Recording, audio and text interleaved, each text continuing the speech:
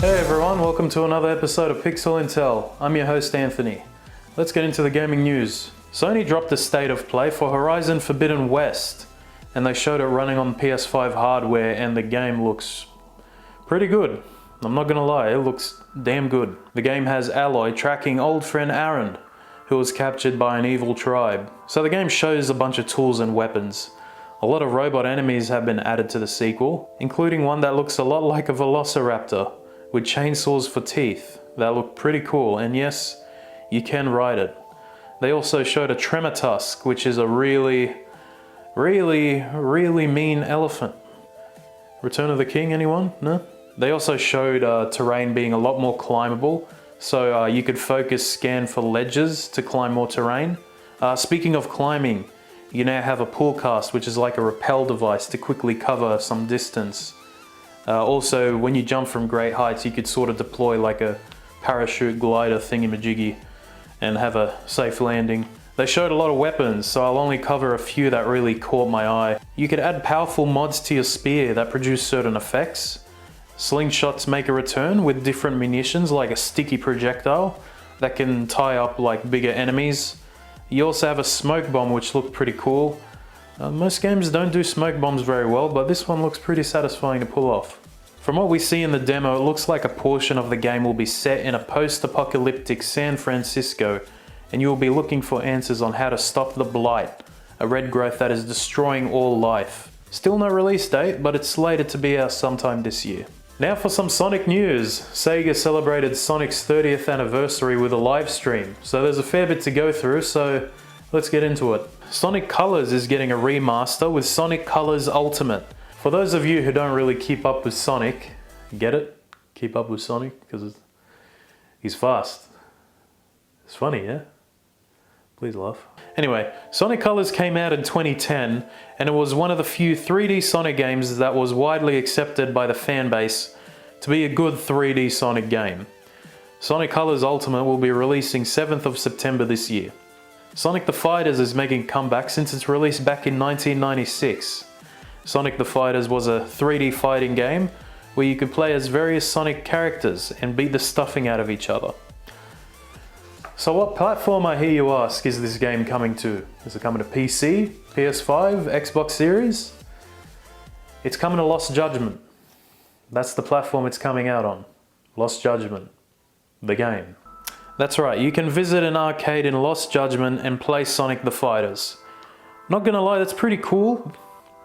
But surely this could have been a release on its own? Charge people like $3 or something? I don't know, I'd get around it, 100%. Sega also announced they're working on a Sonic compilation that has Sonic 1, 2, 3, Sonic and Knuckles and Sonic CD all bundled into one package. They didn't give much info outside of that, but the compilation will come with added features. This untitled Sonic collection is slated for release in 2022.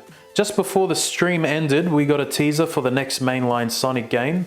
It opened with a high quality CG Sonic running through a forest.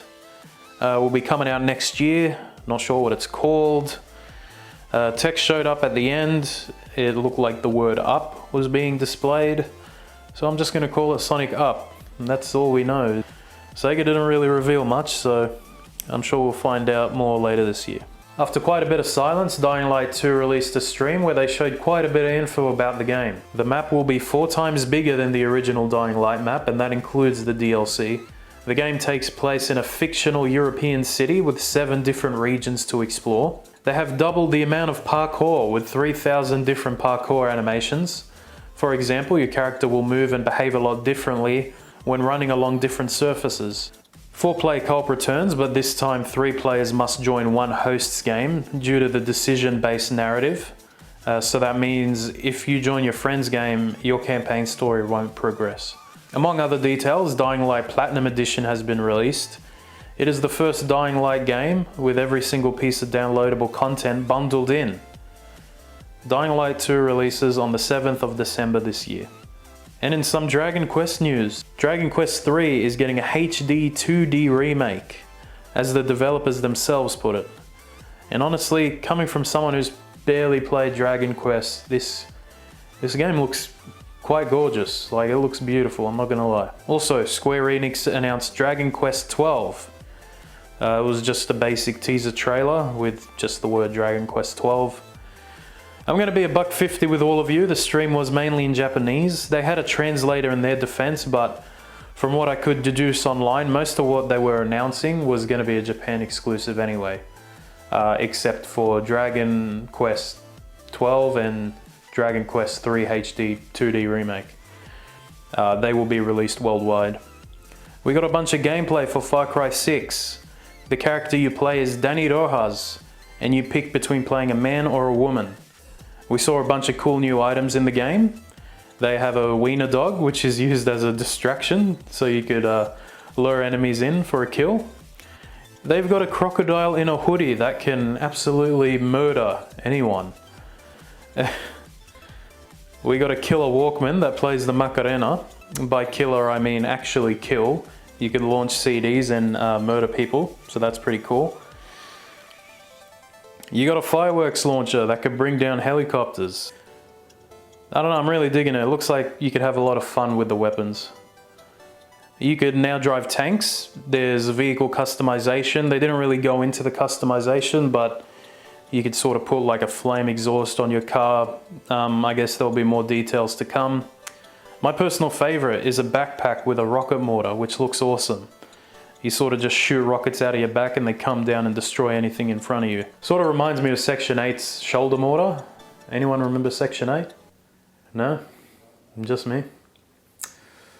Okay. Far Cry 6 comes out October 6th for all consoles, excluding the Switch. Epic showed off some more features in Unreal Engine 5. The level of fidelity in the demo they showed off was staggering. It looks like a CGI trailer, except this was all done in real time. Something I thought that was pretty awesome to this new engine is that Epic Games purchased Quixel Bridge, a website that provides scans and recreations of various kinds of terrain.